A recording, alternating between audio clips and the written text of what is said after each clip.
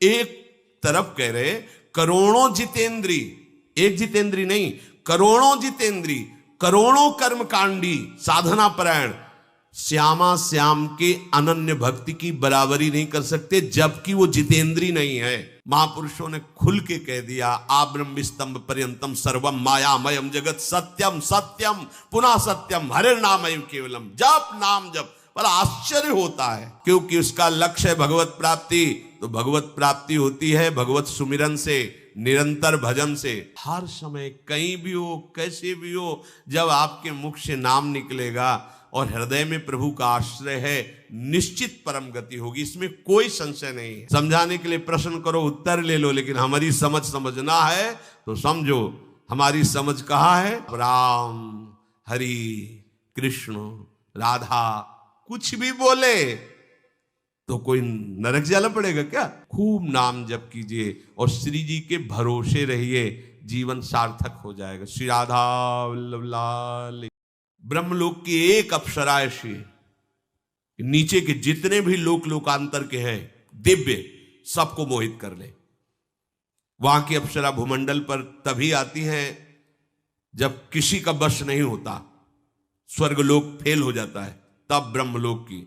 एक बार महाभारत में हमने स्वाध्याय के समय पढ़ा था, शुंद उपशुंद, ये दो ऐसे जुड़वा भाई थे कि अगर इनको कोई भी क्रिया करनी तो एक साथ होती थी। इनकी थे अलग अलग ही, अगर एक की ऐसी दृष्टि गई तो उसकी दृष्टि गई, मतलब एक स्वभाव, एकदम एक रुचि, और दोनों ने भारी तपस्या की। भगवान ब्रह्मा जी को प्रसन्न किया और वरदान मांगा कि हम अमर हो जाएं। सबसे ज्यादा इनको दिक्कत मरने की होती है, अमर हो जाएं फिर मनमानी आचरण करें। तो ब्रह्मा जी को भगवान का आदेश है कि वरदान देते समय योग्यता जरूर देख ले। योग्यता तो थी, क्योंकि ऐसी भारी तपस्या की, पर स्वभाव नहीं था इस वरदान की योग्य। इसलिए भगवान ने कहा अमर तो नहीं कर सकते, तुम बचने के उपाय में जो चाहो मांग लो। यही कहा था हिरण्यकश्यप से भी। तो उसने पूरा वरदान ऐसा मांगा कि ब्रह्मा के पास कुछ रह ही नहीं गया, बस केवल अमरत्व तो शब्द नहीं था, बकाया सब था। ऐसे ही उन्होंने विचार किया तो कहा तुम्हारे किसी भी विधान से ना मरूं, अगर मरूं तो मैं भाई भाई से ही मरूं। बिल्कुल ठीक है, बिल्कुल ठीक। और अच्छा, उनको ये था कि हमारी दोनों में इतनी प्रीति है कि जो हम पसंद करते वही ये पसंद करते, जो हम चलते। ब्रह्मा जी मुस्कुराए, ये तो बहुत हल्की बात, हाँ ठीक, तथास्तु। और उनको ही विश्वास था कि आज तक हमारे भाइयों में एक वृत्ति का फेर नहीं हुआ दोनों में, तो कैसे हो जाएगा। अब इन्होंने शुरू किया बड़े बड़े ब्रह्म ऋषियों के आश्रमों में आग लगा देना, अत्याचार, राक्षसी स्वभाव। अब ऋषि मुनियों ने ब्रह्मा जी को ध्यान के द्वारा वंदना की, प्रभु आपके द्वारा वरदानी ये कैसा है, देखो आपने क्या इनको वरदान दिया, हमारा श्राप भी काम नहीं करता इनके ऊपर, क्योंकि मरेंगे तो सिर्फ परस्पर। तो अब चाहे जितना बड़ा कोई तपस्वी श्राप देगा तो वो लागू नहीं होगा, जहां भस्म हो जा आगे नहीं लगेगी, क्योंकि वरदान ब्रह्मा जी पूरी सृष्टि की विधाता है। ब्रह्मा जी ने कहा चिंता मत करो, इनकी व्यवस्था हम कर रहे हैं। अपने यहां की एक अप्सरा भेजी जिसका नाम तिलोत्तमा था। अगर एक तिल भर कोई देख ले तो मूर्छित हो जाए, तिल की जगह। स्वर्ग में ऐसी अप्सराएं हैं कि जो ऋषियों के मन में क्षोभ पैदा कर दे। तो भगवान नारायण के जब नर नारायण तपस्या करे तो इंद्र ने भेजा, भगवान ने मुस्कुरा के कहा तुम्हारा नाच गाना हो गया हो तो बैठ लो, फिर चले जाना। सब आश्चर्यचकित हो गए कि नर नारायण के ऊपर भगवान ने ऐसे खिलवाड़ में अपनी जंगा में ऐसे किया तो उर्वशी जी प्रकट हो गई कि जो काम आया था भगवान को परास्त करने के लिए स्वयं मूर्छित हो गया उर्वशी को देख के। बोले जाओ इसको ले जाओ, स्वर्ग की सर्वश्रेष्ठ अप्सरा, इसके समान कोई नहीं। नारायण भगवान ने प्रकट, जहां उर्वशी का भी काम नहीं चलता वहां ब्रह्मलोक से तो तिलोत्तमा नाम की अप्सरा भेजी और कहा जाओ इन दोनों भाइयों में भेद करा दो। बोले ऐसे गई ऐसे आई, आप चिंता मत करो। तिलोत्तमा जिसका एक तिल देख ले तो वो जहां दोनों भाई बैठे हुए मदिरा आदि का पान करके उन्मत्त हो रहे थे, वहां से गेंद मारी और उनके पास फेंकी। जो ही देखा भाग पड़े दोनों, एक ने दाया हाथ एक ने बाया हाथ पकड़ा, दोनों की तरफ देख के मुझसे। छोटे ने कहा भैया हाथ छोड़ो, हमने पकड़ा है, तुम्हारी बेटी के समान पवित्र है। उनका धूर्त कही कहा मैंने पहले पकड़ा, तुम्हारी मां के समान, भाभी मां होती है और अनुज वधु बेटी के समान पवित्र होती। तिलोत्तमा ने कहा हम तो तुम दोनों को एक ही भाव से देख रही है। बोले ऐसा नहीं हो सकता। तो बोले फिर ये तुम निश्चय करो कि हम किसकी होंगी। वो बड़े ने कहा अभी इसको मारते। अब 1 मिनट नहीं लगा, क्योंकि था कि हम दोनों में ही मरे। जे ही प्रहार किया एक मरा।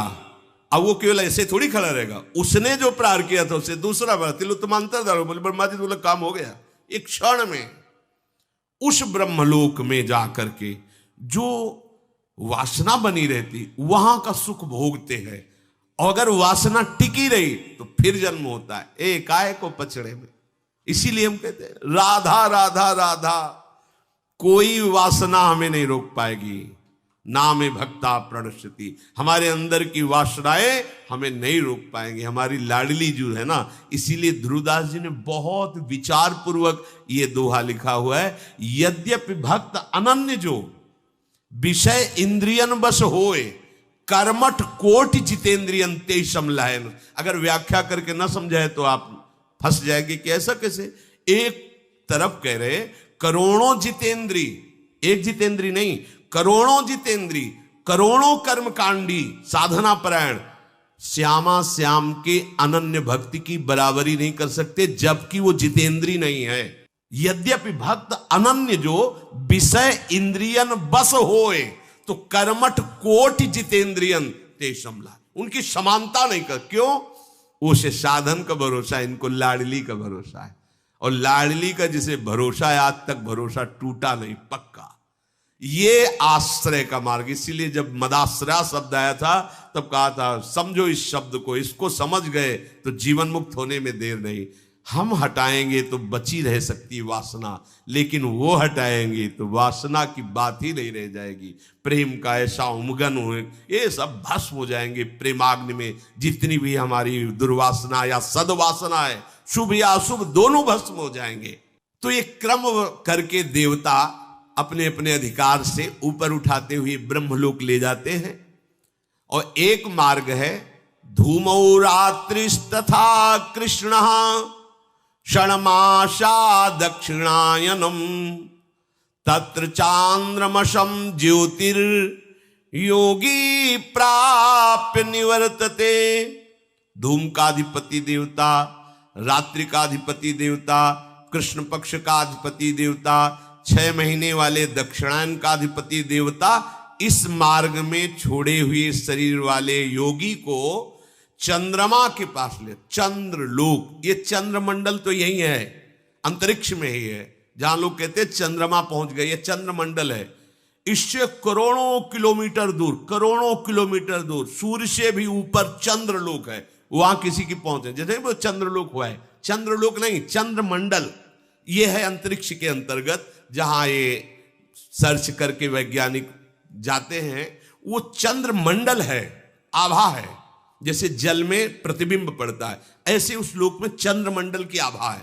चंद्रलोक, ये तो सूर्य लोक के भी, बस सूर्य लोक को क्रॉस कर सके ऐसा कोई देहधारी पैदा ही नहीं हुआ।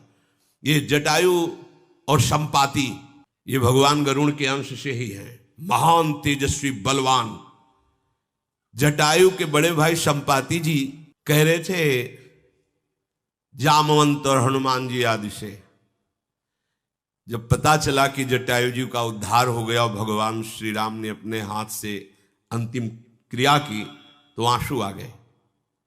उनका मेरे पंख तो भस्म हो चुके हैं, तुम मुझे समुद्र तक ले चलो, मैं अपने भाई को तर्पण करूं।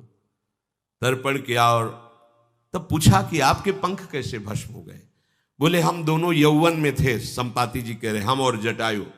खिलवाड़ में होड़ लगी कि सूर्य को छूना है, तो वो तो विवेकवान था, जब ताप लगा तो नीचे उतर आया, पर हम अहंकारी थे, आगे बढ़े, हमारे पर भस्म हो गए और मैं नीचे गिरा तो आज तक मैं कष्ट भोग। सूर्य तक पहुंचना, सूर्य लोक के बहुत ऊपर चंद्र लोक है, यहां वैज्ञानिक तो बात, यहां दैवी शक्ति संपन्न जो भगवत विधान से पास है वो आगे जा सकते हैं, जैसा इसमें वर्णन है। योगी जन ये कोई साधारण गति। तो संपाति कह रहा है कि मैं देख रहा हूं, यहां से देख रहा हूं, गीधई दृष्टि अपार, मैं यहां से देख रहा हूं।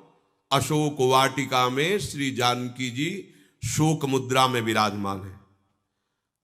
बूढ़ा हो गया हूं, नहीं तो जटायु ने तो युद्ध करके वीरगति को प्राप्त हुए, रावण को अपनी चोंच और पंजों से फाड़ के फेंक करके जानकी को उठा करके राम जी के पास रख देता है, इतनी सामर्थ्य है। बूढ़ा हो गया संपाति, ऐसे साधारण पक्षी थोड़ी थे। अब सूर्य लोक जाने की इनकी भी सामर्थ्य नहीं थी, फिर चंद्र लोक तो बहुत ऊपर है। कृष्ण पक्ष का अधिपति देवता 6 महीने वाले दक्षिणायन के अधिपति देवता को समर्पित करता है और वो सकाम योगी चंद्रमा के लोक को प्राप्त होकर वहां सुख भोगता है और फिर मृत्यु लोक में जन्म लेता है। ये उन सकाम जो सुख भोग की लालसा से कामना की, तो कृष्ण पक्ष में शरीर छोड़ करके दक्षिणायन में वो फिर इस गति को, ये कोई खास बातें नहीं है। प्राय इन्हीं में पर एक अपने वृंदावन की भूमि से बोल रहे, खास बातें नहीं, खास बातें हैं। आज प्रभात लता मंदिर में सुख बरसत अति हर्ष युगल भर, गौर श्याम अभिराम रंग भरे, लटक लटक पग धरत। ये शोभा देखने को मिले, इनके साथ में विहरण करने को मिले, इनके श्रीअंग की सेवा को, बस इसके आगे कोई गति नहीं। मोक्ष सुख भी फीका लगता है। शुक्ल और कृष्ण ये दोनों गतियां अनादिकाल से प्राणी मात्र से संबंध रखने वाली मानी गई हैं। इसमें एक गति को जानने वाला जो उत्तरायण को और ब्रह्मलोक को प्राप्त होता है, यदि भगवत कृपा से ब्रह्मलोक में उसे वैराग्य हो जाए तो फिर वो मोक्ष का अधिकारी हो जाएगा, फिर लौटना नहीं पड़ेगा। और अगर वैराग्य वहां नहीं हुआ, वहां के भोग सुखप्रद लगे तो वहां से भी हटा दिया जाएगा, फिर जन्म होगा। इसलिए गोस्वामी जी बहुत सोच विचार के कह रहे, मेरे बनाए न बनेगी कोटि कल्प लो, चूक हो सकती है मेरे से, हे नाथ आप। ये बड़ा सरल मार्ग है, सहज मार्ग है, समर्पित मार्ग है। दूसरी गति जाने वाले को निश्चित उसमें चांस नहीं है। जो दक्षिणायन, कृष्ण पक्ष, सकाम और योगी, सकामता होती है, सिद्धि हो जाए, लोक में यश हो जाए, इसके तो मोक्ष का चांस ही नहीं। पहले वाले को चांस है, जो उत्तरायण से ब्रह्मलोक गया है, वैराग्य हो सकता है। यहां श्री कृष्ण शरणागत की अभी कोई गति की बात नहीं है, अभी केवल लगन लगी है ललित त्रिभंगी से प्यार करने की। तो ब्रह्मादिक के भोग सब विष सम लागत ताही, नारायण ब्रजचंद की लगन लगी है जाए। लगन लगी तो ब्रह्मलोक तक के भोगों का वैराग्य हो गया। वो साधना करके जो प्राप्त करता उसे कृष्ण प्रेमी विष की तरह देखता, विष की तरह ब्रह्मलोक। इसीलिए ये मार्ग जल्दी पकड़ में नहीं आता। श्री कृष्ण प्रेम का मार्ग जल्दी हाथ में नहीं लगता, असीम कृपा होती है तब ये बात समझ में आती है। इसीलिए कह रहे बहुत बढ़िया भाग्य खुल गया। मान लीजिए सही मार्ग मिलना कठिन है, ऐसे फंसे। एक उपासक आए थे प्रश्न के हित धाम में ध्यान विषय का, तो हमने कहा आपका ध्येय क्या है? ध्यान का विषय तब वर्णन करें, आपका ध्येय क्या है? क्योंकि ध्याता, ध्यान और ध्येय, आपका ध्येय क्या है? तो उनका शून्य, आंख मूंदते शून्य की भावना करते। तो हमें लगता है इसकी भावना करने की जरूरत ही नहीं है, अंधकार अंधकार तो है, तो मान लो शून्य ही है। अरे ध्यान करो राधा नाम का तो तुम्हारा काम बन जाएगा, ध्यान करो श्री जी के गोरे चरणारविंद का। एक उपासक मिले, हम तुम्हारा क्या ध्येय है? तो उनका ज्योति, जैसे दीपक की लो ऐसे हम ध्यान, आंख मूंदने की जाए, इतनी बड़ी ज्योति स्वरूप तेजो राशि भगवान भुवन भास्कर चमक रहे, मिला लो आंख, इससे बड़ी ज्योति क्या है? अरे काहे को समय नष्ट कर रहे हो? अगर आपको ध्यान रखना है, ध्यान करना है, पूर्ण अनुराग रस सागर की सार मूर्ति लाडली के गोरे चरणारविंद की नख चंद्र छटा का ध्यान करो। जिस छटा के प्रभाव से गोपी प्रेम की ध्वजा बन गई, वो तुम्हारे हृदय में प्रेम समुद्र उड़ेल देंगी। ध्यान का विषय यह है। सही मार्ग मिलना कठिन, पूरा जीवन व्यतीत हो जाता है, मार्ग ही नहीं मिलता तो लक्ष्य की तो बात जाने दो। एक यात्यनावृत्ति मन्य या वर्तते पुनः। शुक्ल मार्ग से उत्तरायण में साधन परायण साधक जो निष्काम भाव से किए वो ब्रह्मलोक में पहुंच, और ब्रह्मलोक में उनके अंदर वासना अगर बची है तो जागृत हो जाती वहां के भोग देख करके।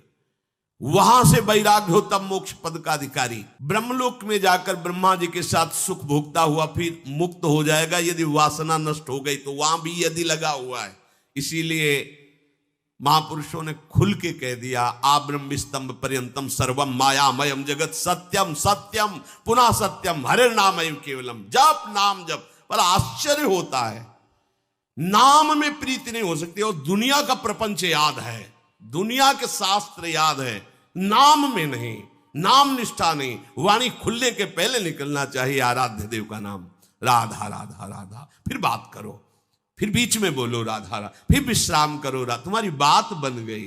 बार बार जन्म मरण के चक्र से जो युक्त रहते हैं अर्थात सकामता, वो भी योग है। ये उन विषयी पुरुषों की बात नहीं करते जो अधर्म के, वो उनके लिए तो दुर्गति है। ये सदगति की बात कर रहे हैं। जो धर्म से चलते हैं, शास्त्र सम्मत गृहस्थ का पालन करते हैं पर कामनाएं हैं भोगों की, उनको ये दक्षिणायन वाला मार्ग मिलता है, फिर उनका जन्म होता है। पर ये जिनकी दुर्गति हो रही उससे करोड़ों गुना बढ़ करके है ये। हे अर्जुन, इन दोनों मार्गों को जानने वाला कोई भी योगी मोहित नहीं होता। समझ रहे हो? भगवान इशारे में क्या बता रहे हैं? जो इन दोनों मार्गों को जान गया वो इन दोनों से मतलब नहीं रखेगा। भैया ब्रह्मलोक गए और कहीं चकाचौंध में फंस गए तो फिर गड़बड़ हो गया। तो ब्रह्मलोक हम जाएंगे, कोई ब्रह्मा जी से हम पे परिचय थोड़ी बढ़ाना है। हमें तो जिसने ब्रह्मा को भी बनाया उससे परिचय बनाना है। हमें क्यों जाना है ब्रह्मलोक? अच्छा, ब्रह्मा को जिसने बनाया है वो भी जहां कुछ बनना चाहता है, सखी बन करके श्री जी के चरणों में महावर लगाना चाहता है। हम तो वहां की बात जानना चाहते हैं। हमें तो भगवान के बैकुंठ धाम से भी प्रणाम नमस्कार, वहां का भी हमें परिचय नहीं चाहिए। हमें तो अपने श्री स्वामिनी जी के नवनिवृत्त निकुंज का परिचय चाहिए। भाव समझे? भगवान इशारे से कह रहे इन दोनों मार्गों को जो जानता है वो मोहित नहीं होता। सीधे एक, क्योंकि पहला इन मार्गों के वर्णन करने के पहले कहा था कि वो महान परम पुरुष परमात्मा सारे जगत को व्याप्त है, उसको अनन्य भक्ति के द्वारा प्राप्त किया जाता है। तस्मात् सर्वेषु कालेषु योग युक्तो भव अर्जुन। इसलिए हर समय योग में युक्त रहे। यहां किस योग की बात कह रहे भगवान? अष्टांग योग, लय योग, हठ योग नहीं। तस्मात् सर्वेषु कालेषु माम निस्मर वाले योग की। जो सतत भजन करता है, तेषाम सतत युक्ता नाम भजताम प्रीति पूर्वकम ददामि बुद्धि योगम तम। इस योग की बात कर रहे हैं। हमारा मन और बुद्धि प्रियालाल में समर्पित हो गया। इस योग के बराबर कोई योग नहीं। इतने मार्ग हैं, इतनी सिद्धांत है कि बता रहे टेबलेट जेब में रखना पड़ेगा, सर दर्द हो जाएगा आपको। बस गुरु कृपा पात्र जन को ढूंढना नहीं पड़ता। इसीलिए गुरु का वर्ण किया जाता है कि भाई मेडिकल स्टोर तो भरा हुआ है औषधियों से। हे डॉक्टर, हे वैद्य, तुम हमारी नाड़ी पकड़ो और बोलो कि कौन सी दवा हमारे काम में आएगी। सीधे लिया, खाया, खत्म किया। अब खोज दे कि हमारे सर दर्द की दवा इसमें कौन सी है, तो हमारा समय बर्बाद होगा, सर दर्द बढ़ेगा और हम दवा नहीं निकाल पाएंगे। अगर धोखे से कोई इधर उधर टेबलेट खा लिया तो रिजेक्शन भी होगी। रिजेक्शन की तरह एक्शन रिजेक्शन जो भी हो, मतलब वो विरोधी भाव पैदा कर देगा। ऐसे ही शास्त्र को आप मेडिकल स्टोर समझो, दवा खाना भवरोग का, और सदगुरु वैद्य हैं, उनसे दवा लो। तुम स्वयं खोज मत करो, फंस जाओगे। फिर अगर सदगुरु ने दवा निश्चित कर दी तो विश्वास, सदगुरु वैद्य वचन विश्वासा, विश्वास पूर्वक वो दवा खा लो जैसे डॉक्टर पर विश्वास करते हो। और संयम परहेज, जो विरोधी भाव, विरोधी संग, विरोधी विषय, उनकी आशा मत रखो, उनका संग मत करो तो निकल जाओगे। जिसका ऐसा दृढ़ निश्चय है कि केवल मुझे भगवत प्राप्ति करनी है, उसे कोई भी देश काल परिस्थिति कभी भी कहीं भी विचलित नहीं कर सकती। कोई भी घटना परिस्थिति के अधीन नहीं हो सकता, क्योंकि उसका लक्ष्य है भगवत प्राप्ति। तो भगवत प्राप्ति होती है भगवत सुमिरन से, निरंतर भजन से, बस इससे बड़ा कोई योग नहीं है। सहज में समझ लीजिए, जो मेरा निरंतर भजन करने वाले हैं भगवान यहां योगी उन्हीं को, क्योंकि पीछे भगवान ने कहा था कि कर्मकांडियों से भी श्रेष्ठ योगी और ज्ञानियों से भी श्रेष्ठ योगी। तो योगी कौन? जो मुझे अनन्य भाव से भजते हैं वो सर्वश्रेष्ठ योगी है, जो ज्ञानियों से भी, कर्मकांडियों से, तपस्वियों से भी श्रेष्ठ हैं।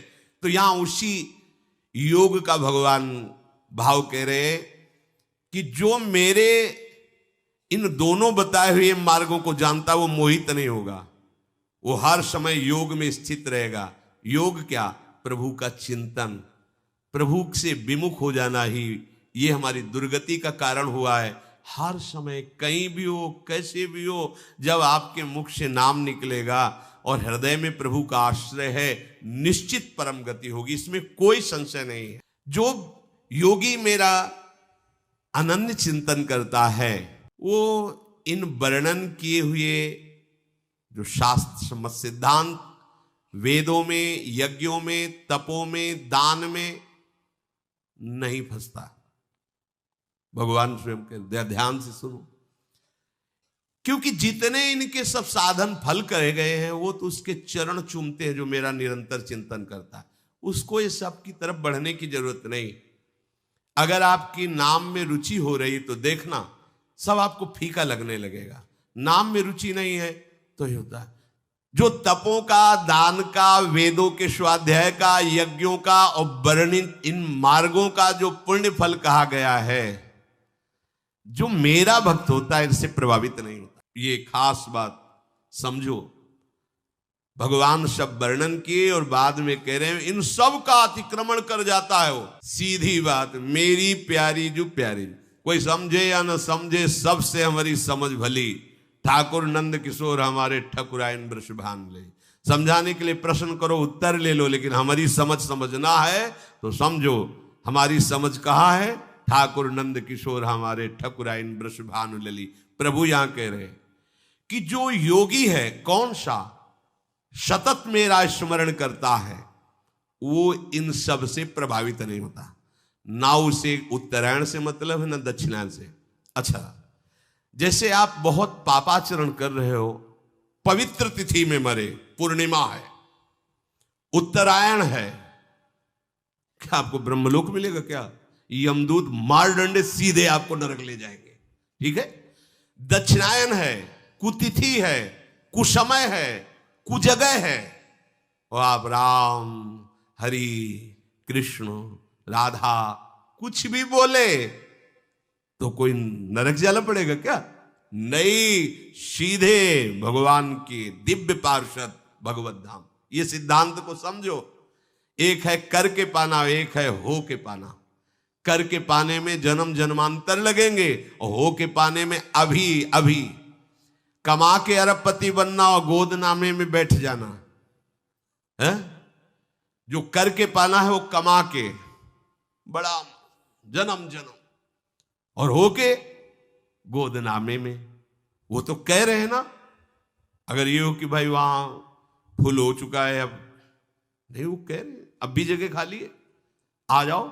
मामे वे प्रपद्यन्ते मायामेताम तरन्ते, यही परलोक सकल सुख पावत। आ जाओ, हमारी गोदनामे में आ जाओ, मैं प्रभु का बच्चा हूं, आओ, मेरी पूरी संपत्ति, दंपति संपत्ति पाई है। कुंज महल की टहल सुख, दंपति संपत्ति। हमें अपनी भूल मिटाने के लिए बढ़िया अवसर मिला है। भूल क्या है? मैं स्त्री हूं, मैं पुरुष हूं, मैं पिता हूं, मैं माता हूं, मैं पति हूं, मैं ये भूल है। इस भूल को मिटा दो। मैं प्रभु का हूं, प्रभु मेरे। वही है, आप भी मानते हैं, ना मानते हुए भी। जब वो अंतर ध्यान हो जाते हैं तो जो तुम्हारी प्रिय पत्नी, प्रिय पुत्र, प्रिय पति रख के दिखा लो भाई हम 4-6 महीने से रखे हुए हैं क्योंकि प्रिय हैं। कमरे में जाने में भय लगेगा कि चलो, क्यों? वही तो तुम्हारा पुत्र है, वही पत्नी है, वही, बोले डर लगता है। अब वो कहां रहे? तो जो नहीं रहे उनको जानते थे क्या? जानते तो 5 भौतिक शरीर को थे। अब क्या डर है? अब उसी से कहो कि आप हृदय से लगाओ, वही पुत्र है तुम्हारा, वही पति। नहीं, डर लगता है। और फिर उससे कहो कि रखे रहो, काहे को रो रहे हो, रखे रहो ना, कोई नहीं ले जाएगा। इसी से तो प्यार करते, पैसा दे के कहेंगे कि इसको जला दो, जाके हटाओ इसको। अनजाने में भी तुम प्यार प्रभु से ही करते हो, पर जान के कर लो तो निहाल हो जाओगे। अपनी भूल को मिटाना है। हम लोग समझते हैं कि हम अपनी भूल को मिटा सकते हैं, पर यह निर्बलता भूल मिटने नहीं देती। अगर आप प्रभु से विमुख हैं तो कहां पुष्टता आपको मिल सकती है? अरे भाई, हम क्यों जीना चाहते हैं 100 वर्ष? नहीं जीना है। अगर हमारी लाडली जी को ऐसा ही है तो जब उनको बुलाना हो बुला ले, हम उन्हीं के लिए जीवन दिए हुए ना। अच्छा, उनको जो कराना है वो करवा रहे हैं, किसी को दुख दे के, किसी की हत्या करके, किसी के। अपना जीवन थोड़ा विचार करो।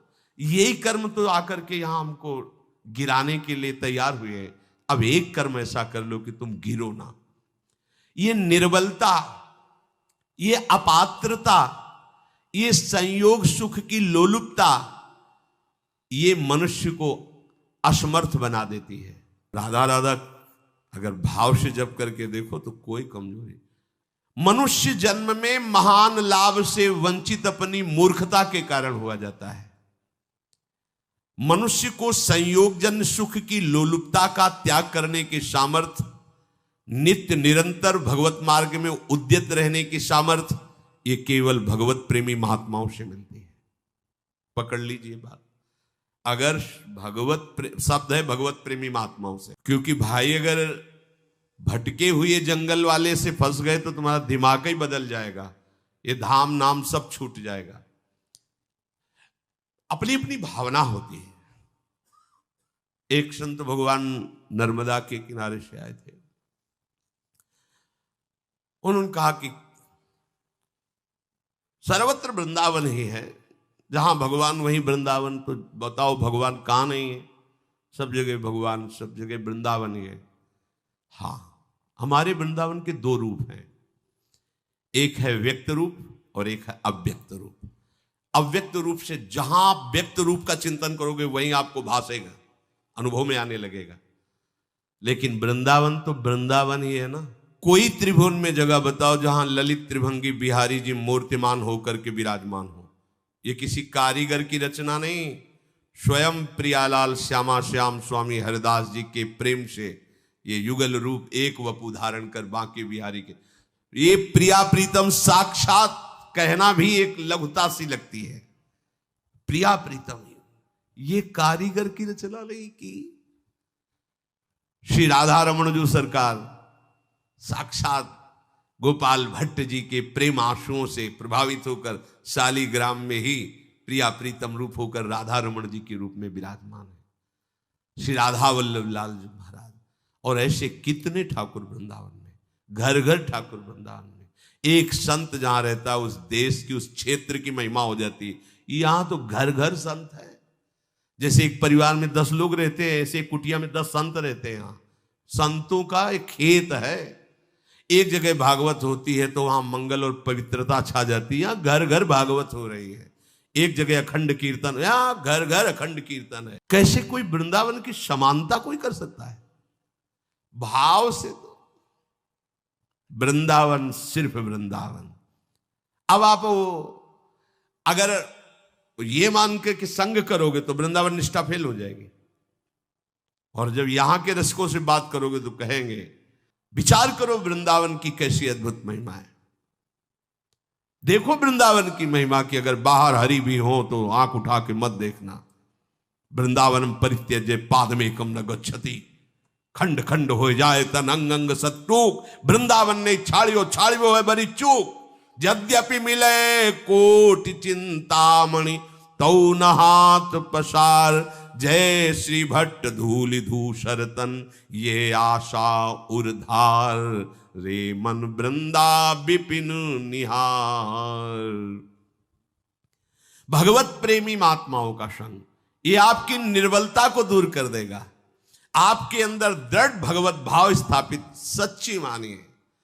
भगवत प्रेमी महात्माओं का संग आपको बल देगा, पर इस संग के लिए जो सावधानी चाहिए और जो श्रद्धा चाहिए उसे ध्यान पूर्वक सुने। बोरी सखी जी कह रहे, हरिवंश जोरी श्री राधा वल्लभ लाल, रूप बेली प्यारी बनी सुप्रीतम तेरे प्रेम तमाल, दो मन मिलिए कह भय श्री राधा वल्लभ लाल।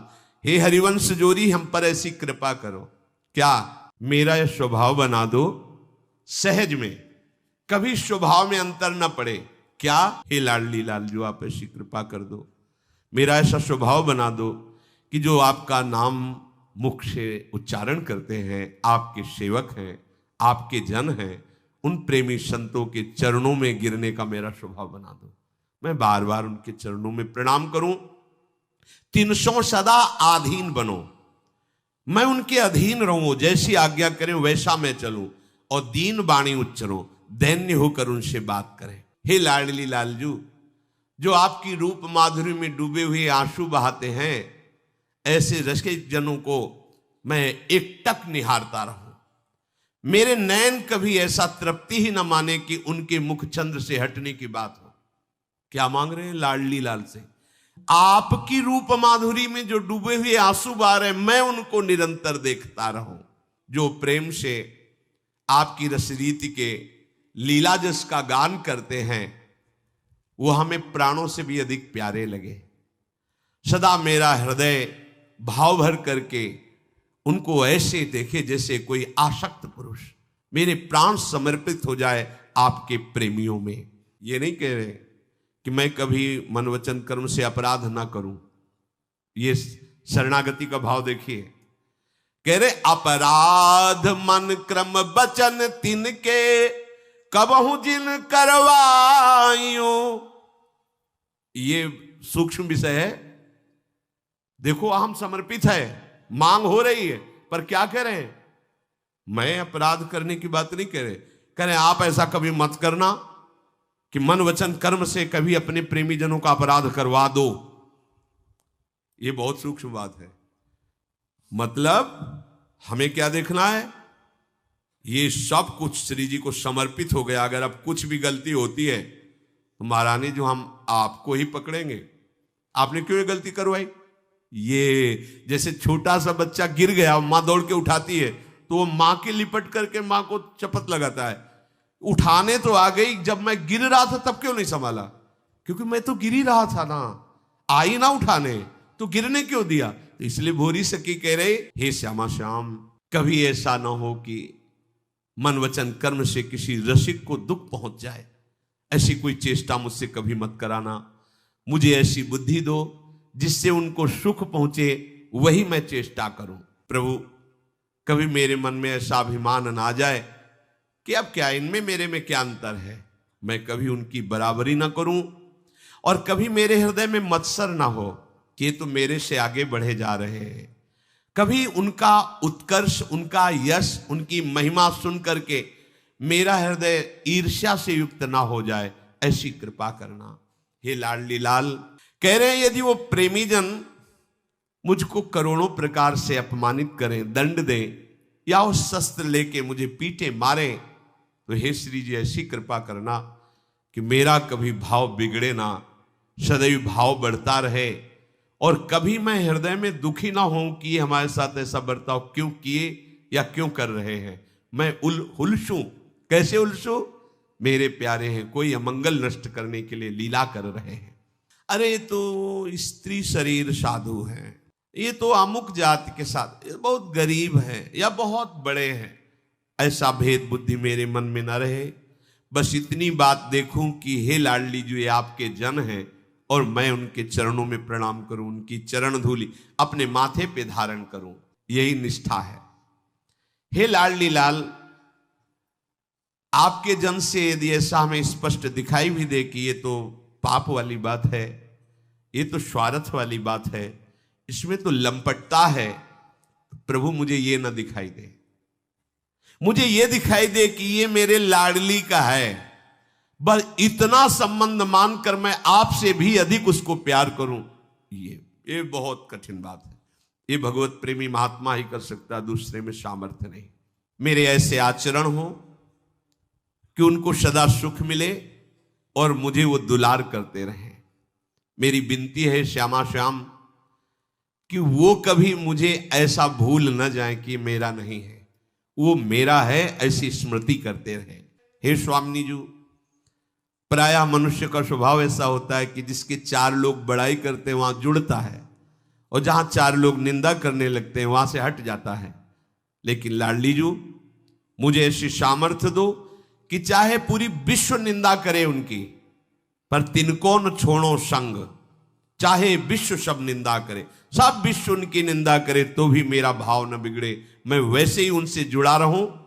300 न हो एक कुभाव, तिनमें को न अवगुण लख परे।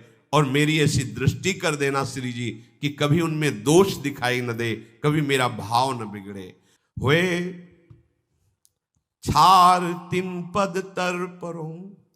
बुरी सखी कह रही, हे श्यामाजू, जब तक जीऊं तब तक रसिकों के संग में जीऊं और उनकी कृपा का प्रतिफल अनुभव करूं, और जब मरूं तो उनके चरणों के सानिध्य में मरूं, और मेरा शरीर वृंदावन की रज में रज बनकर मिल जाए, बस इतनी ही मांग है। देखो, ये जब हमारे हृदय में ऐसी भावना रसिकों के प्रति हो जाती है तो फिर माया हमें परास्त नहीं कर सकती, फिर कोई भी संयोग जन्य सुख हमें भ्रष्ट नहीं कर सकता, फिर कोई भी अभिमान की क्रीड़ा हमें भगवत मार्ग से दूर नहीं कर सकती। भगवत प्रेमी महात्माओं की अमोघ कृपा होती है, महासंगस्त दुर्लभ हो। पर बस ये जो अगम्य है वो यही बात है कि हमारी गुण दोष दृष्टि होती है। कभी हमारी दृष्टि दोषमयी हुई तो हम उनको देखा तो उनमें भी दोष नजर आएगा, कहीं दोष देखकर मेरे मन में कुभाव आ गया तो मार्ग ही छूट जाएगा। इसलिए भोरी सखी कह रहे कि जौलों जियो तिन संग रहो, तिनकी कृपा अनुभव करो, हित भोरी तिनके ढींग मरो। कैसा सौभाग्य होगा जब रसिक जन सब घेरे हुए प्रियालाल का जस गा रहे होंगे और उनके चरणों के समीप पड़े, उनके दर्शन करते हुए जस सुनते हुए श्री जी के पास जा रहे हैं। ये गति आगम निगम अगोचर गति है, ये शास्त्रों से परे गति है। भगवत प्रेमी महात्मा जन बैठे हुए जस गा रहे हैं और बीच में श्री जी की सखियां आई और उसको दिव्य नवनिवृत्त निकुंज में ले जा रहे हैं। पूज्य श्री पंडित गया प्रसाद जी महाराज गिरिराज में थे, उन्होंने दिव्य दृष्टि से देखा कि एक नवीन सखी पालकी में बैठी हुई और कई सखियां राधा नाम कीर्तन करती हुई वृंदावन की तरफ ले जा रहे हैं। तो उन्होंने कहा कि भाई जी का शरीर पूरा हो गया, क्योंकि ये भाई जी ही है। पता लग गया तो हाँ, उसी समय उसी तिथि को पूरा हुआ था ऐसा। तो ये जो गति है आगम निगम अगोचर गति है, उत्तरायण दक्षिणायन ये नाना प्रकार की गतियां हैं। पर प्यारी जू प्यारे जू का जो दृढ़ प्रेम है वो प्रेमी जनों के संग से मिलता है। पर प्रेमी जनों के संग का निर्वाह करना ये इसीलिए दुर्गमो लिख दिया, महत्संगस्त दुर्लभ हो, अगर मिल भी जाए तो अगम्यो, उसका निर्वाह करना बड़ा कठिन। अगर निर्वाह कर गए तो अमोघस्य, निश्चित भगवत प्राप्ति, निश्चित भगवत प्रेम। हुए छार तिन पद तर परो, मरने के बाद की भी आकांक्षा रख रहे हैं कि मेरा शरीर वृंदावन की रज में मिले और वो रसिक जन हमारे ऊपर चले, उनके चरण सदैव हम पर पड़ते रहे। तो भगवत प्रेमी महात्माओं के संग से निरंतर प्रिया प्रीतम के अभंग प्रेम को प्राप्त करना ही जीवन का परम लाभ है। खूब नाम जप कीजिए और श्री जी के भरोसे रहिए, जीवन सार्थक हो जाएगा। श्री राधा वल्लभ लाल की।